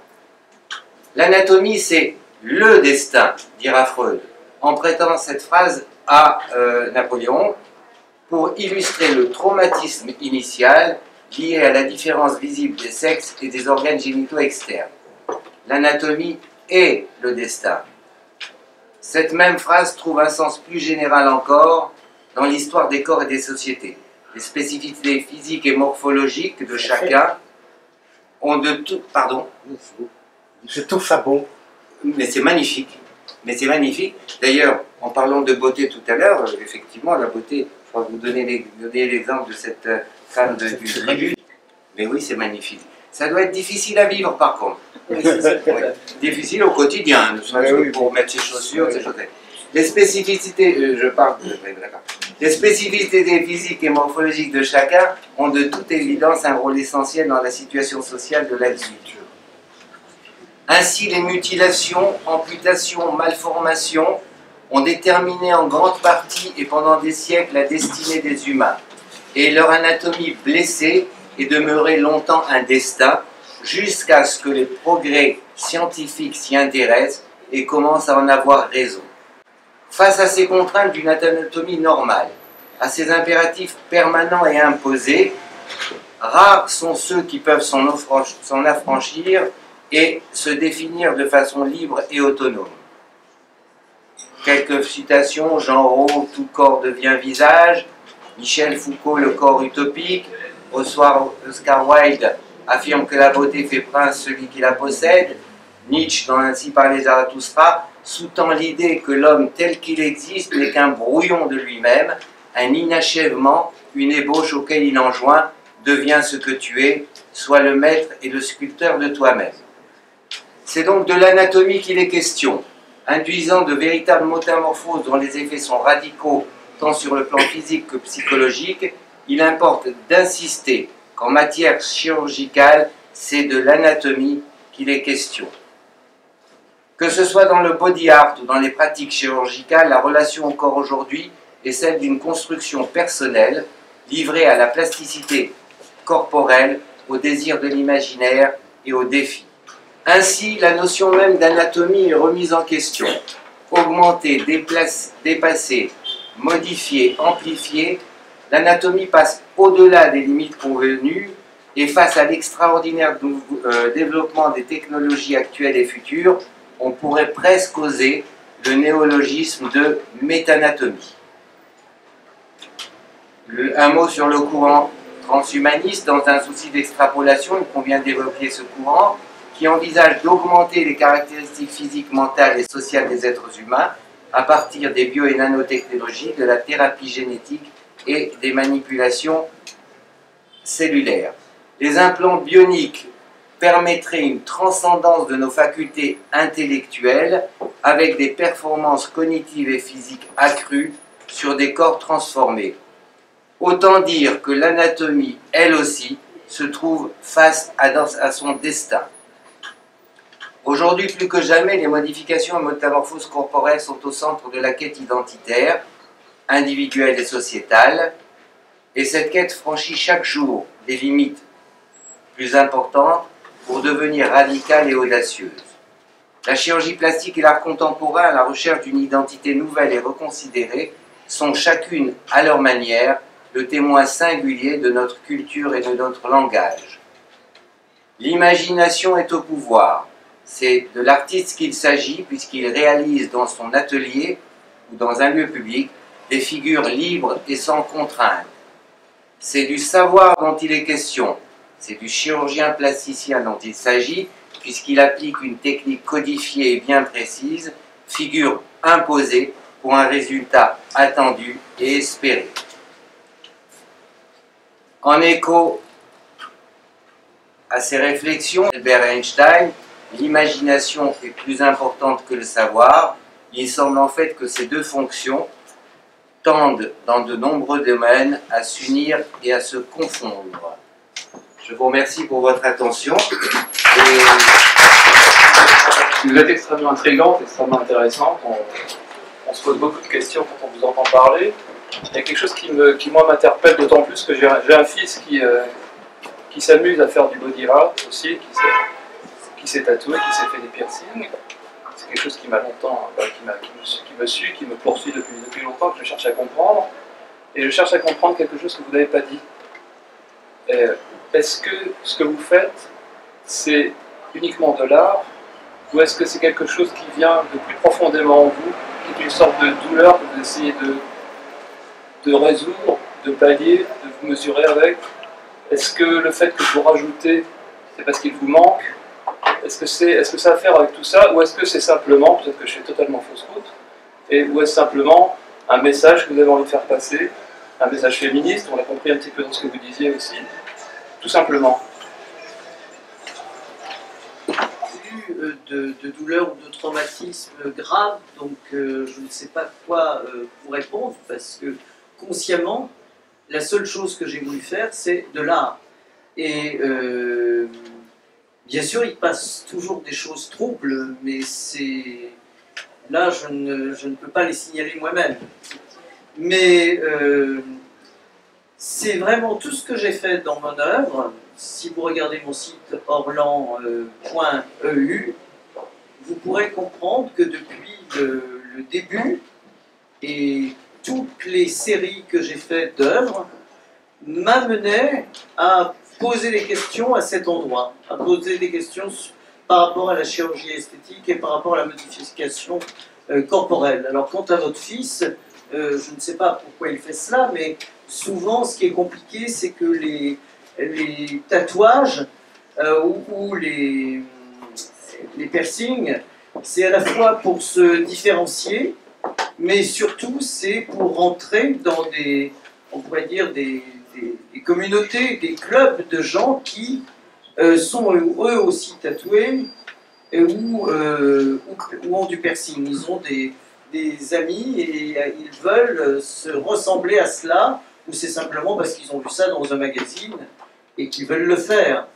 Mais c'est une manière en même temps de s'accaparer de son corps et de son apparence, de décider quelque chose pour soi et de faire une expérience sur son corps.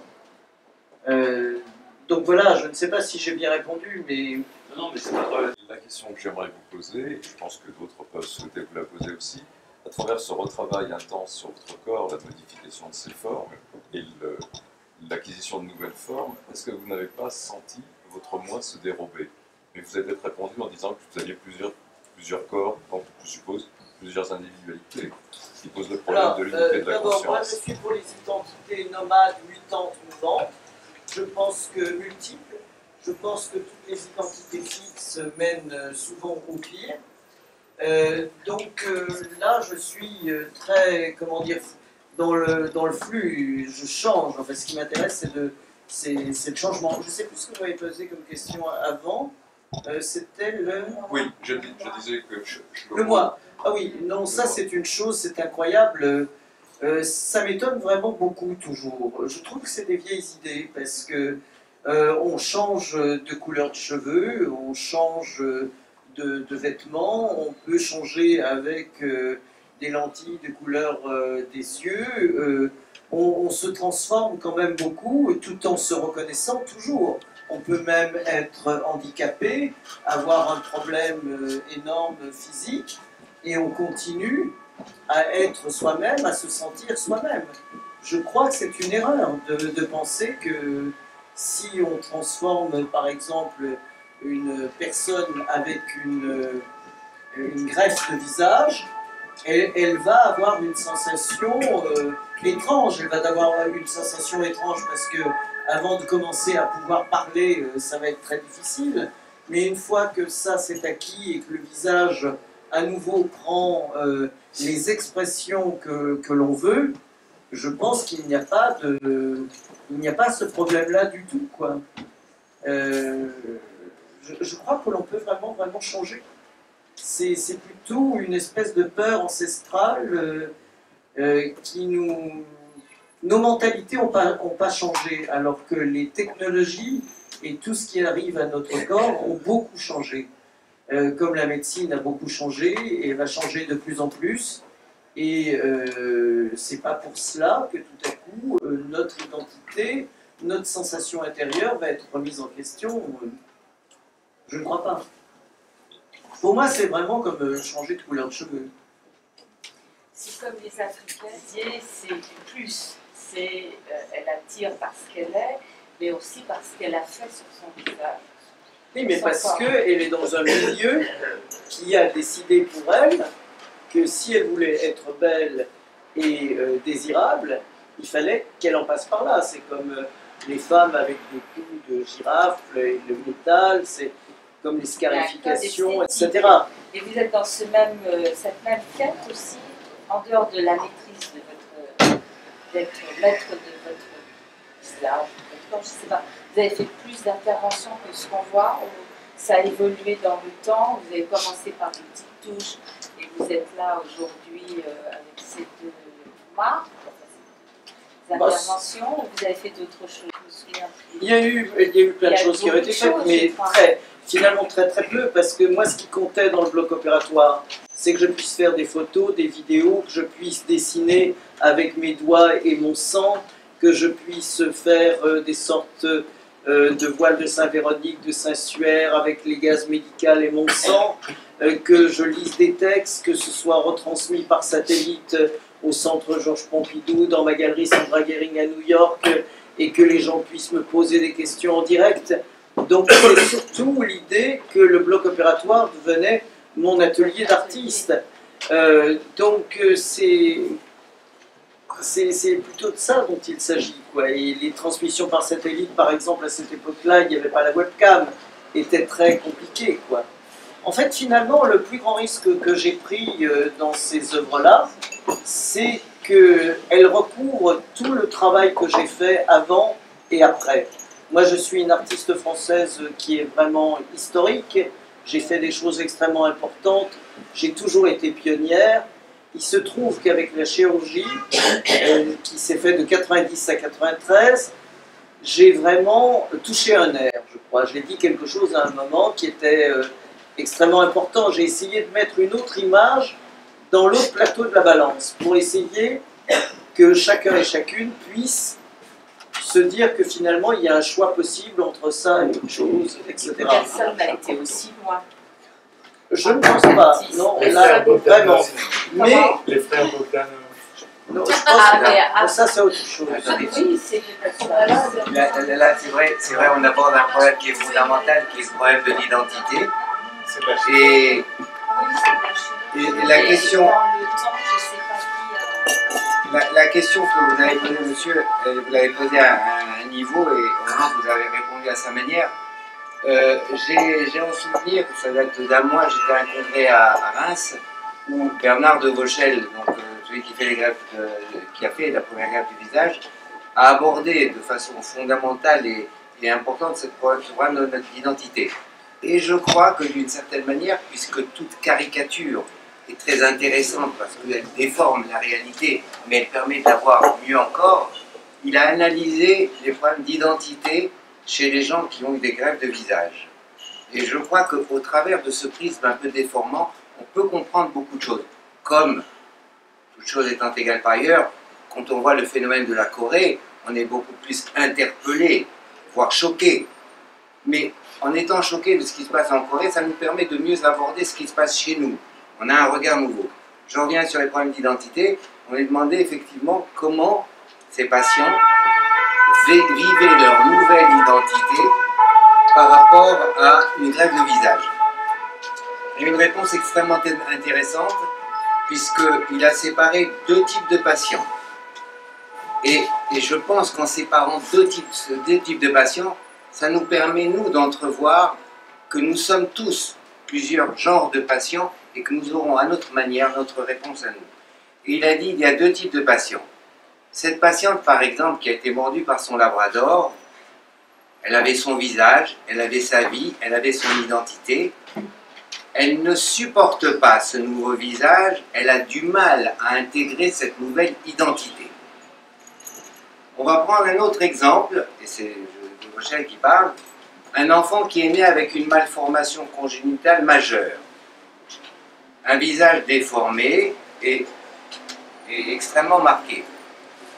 Alors lui, la greffe de visage, c'est une réussite parfaite. C'est une nouvelle identité qu'il assume totalement.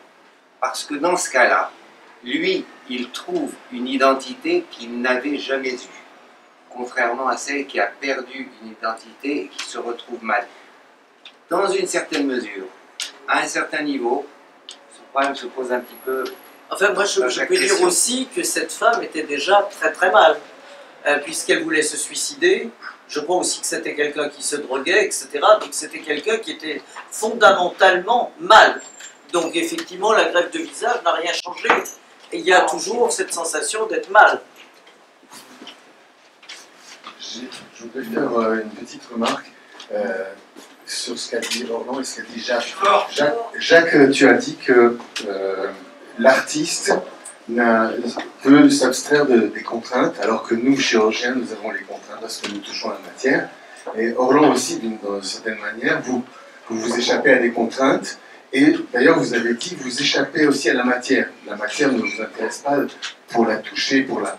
Alors par contre, si vous demandez à Shlomo s'il n'y a pas de contrainte avec le travail qu'il fait sur le granit, il vous dira évidemment qu'il y a énormément de contraintes et que le granit, comme nous, le corps humain, nous devons connaître parfaitement les lois de la cicatrisation, la biologie, etc. Pour pouvoir agir. Shlomo doit connaître aussi le granit, et je pense que quand on travaille la matière nous apprenons de la matière. Donc c'est une approche, et je pense que dans la comparaison entre la chirurgie plastique, enfin les points communs entre la chirurgie, ou les différences entre la chirurgie plastique et l'art, dans l'approche de Shlomo, c'est aussi une approche qui ressemble beaucoup à l'approche du chirurgien. Et la matière nous apprend. D'ailleurs, matière et maître sont presque un anagramme l'un de l'autre. Écoutez, bien évidemment, Shlomo va répondre, mais je dirais qu'il y a quand même une petite différence, et à mon avis, elle est fondamentale. La matière que vous traitez, puisque vous la contrôlez, vous arrivez à faire précisément ce que vous voulez. Merci, c'était la réponse que j'attendais. Évidemment, non. Évidemment, il arrive parfois que vous fassiez un dérapage. Non. Ou, pardon, excusez-moi, le mot est mal trouvé. Pardon. J'écoute la matière. Pardon. Admettons, je ne vais pas parler de vous précisément, parce que je ne connais pas la spécificité de votre travail. Mais si je prends par exemple Gosti qui sculpte le granit, qui sculpte le métal, eh bien il arrive parfois qu'avec sa perceuse, il y a un morceau qui est tombé, ce n'était pas prévu. Alors il va rattraper, et ce qui sort après, eh ben, c'est autre chose que ce qu'il avait prévu. Et c'est dans ce sens que je dis, si on prend comme comparaison le patinage artistique, les artistes de patinage artistique, c'est ça. Les artistes, eh bien, c'est ce qu'on appelle les figures libres, et les chirurgiens, c'est les figures imposées. Ça veut dire qu'il n'y a pas le droit à l'erreur. S'il y a la moindre erreur, la sanction, elle est immédiate. Et à ce titre, je crois qu'il y a quand même une différence, en respectant totalement, et Dieu sait que ce respect est important pour le travail des artistes, et de Shlomo en particulier. Non, la matière vivante a ceci de particulier qu'elle est vivante. Exactement. Mais il y a quand même beaucoup plus d'inattendus. Oui. Tu voulais rajouter quelque chose? Des fois, elle parle. Je voudrais citer pour la mode, pour la mode, je voudrais citer Jean Cocteau qui disait il faut lui pardonner toutes ses folies à la mode. Elle a une vie tellement courte. La mode, c'est ce qui se démode le plus vite. Peut-être, nous avons avec nous le docteur Daniel André, peut-être que vous voulez intervenir par rapport à ces problèmes d'identité dont on parlait. Le docteur Daniel André est un psychiatre des plus éminents. Elle parle bien d'elle-même parce que simplement, elle induit la notion de glissement identitaire. Et que les psychanalystes en parlent, c'est une chose, que des artistes plasticiens en parlent, c'est autre chose. Ce qui est intéressant, c'est qu'on puisse faire entendre que l'identité est en effet particulièrement virtuelle. Elle est virtuelle, elle est intemporelle aussi, mais elle est aussi un glissement. Et on voit bien comment une femme de 20 ans ou un homme de même âge sont regardés d'une certaine façon, puis 30 ans, puis 40, puis 50, puis etc., jusqu'au moment où ils ne sont plus regardés de la même manière, évidemment. Donc ça veut dire qu'il y a une série de glissements, et je trouve que c'est ce qui est intéressant dans l'œuvre d'Orlan. Maintenant, je suis un peu attentif à l'art contemporain, un peu beaucoup même, et ce qui me gêne un peu, c'est que dans le contexte de l'art contemporain, on a tendance à spéculer sur une idée qui est celle de la culpabilité de celui qui ne comprend pas. C'est-à-dire qu'il faut comprendre, systématiquement. Ce qui me paraît intéressant, et là encore, je pense que Orlan a une action qui est plus pointues que d'autres, c'est que il faut comprendre aussi qu'il peut y avoir rien à comprendre dans l'art contemporain. Et c'est pas un péché. Et ça veut dire qu'on n'est pas tenu de comprendre ou d'intellectualiser. On peut ressentir. Et on peut ressentir ce que Orlan fait, sans pour autant comprendre ce qu'elle fait. Peut-être elle-même ne le comprend pas spécialement. D'ailleurs, quand on lui parle du moi, on a l'impression que c'est quelque chose d'un peu étranger. Mais pourquoi pas? Sur moi, ou des instances, du conscient, de l'inconscient, et de tout ce qui suit. Donc, la question n'est pas tellement là. Ce qui m'intéressait, c'était simplement de noter ce mode d'action qui me paraît plus intéressant que d'autres, et qui perdure visiblement, puisque je crois que votre travail artistique commence assez tôt, mais comme celui de Gina Pan, d'ailleurs, qui est quelqu'un qui a dû naître en 39 et qui est mort en 50. Donc il est mort à 50 ans, quoi, donc assez jeune. Et dans tout le travail de Gina Pan, qui est un travail assez extraordinaire aussi, qui est assez analogue hein, sur le plan de l'art corporel, puisqu'on parle d'art corporel, il y a des analogies. Il y a des analogies entre la surface et l'intérieur, entre l'intérieur et l'extérieur.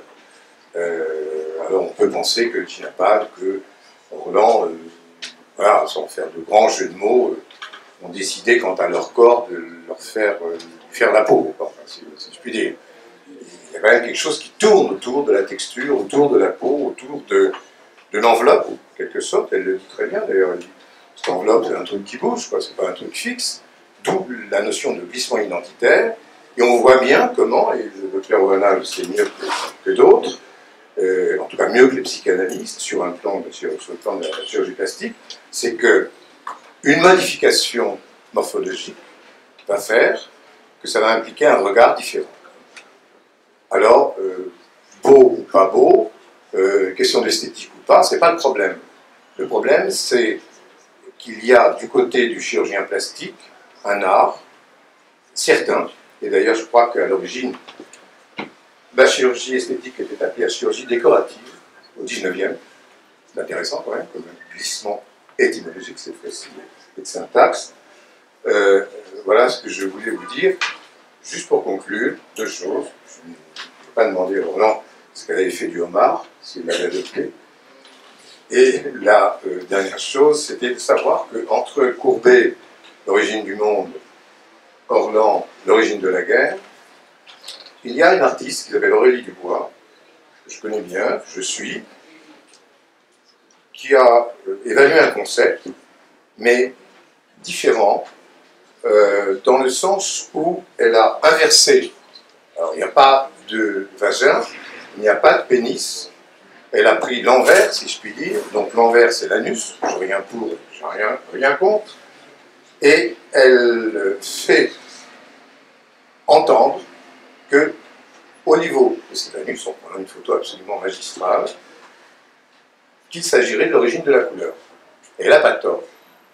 Parce que si on prend les théories de Goethe, si on prend le cercle d'Oswald, si on prend tout simplement trois couleurs, les couleurs fondamentales, on peut s'apercevoir que ces trois couleurs mélangées donnent en effet cette teinte à laquelle nous sommes habitués. Voilà. Merci, docteur Oana.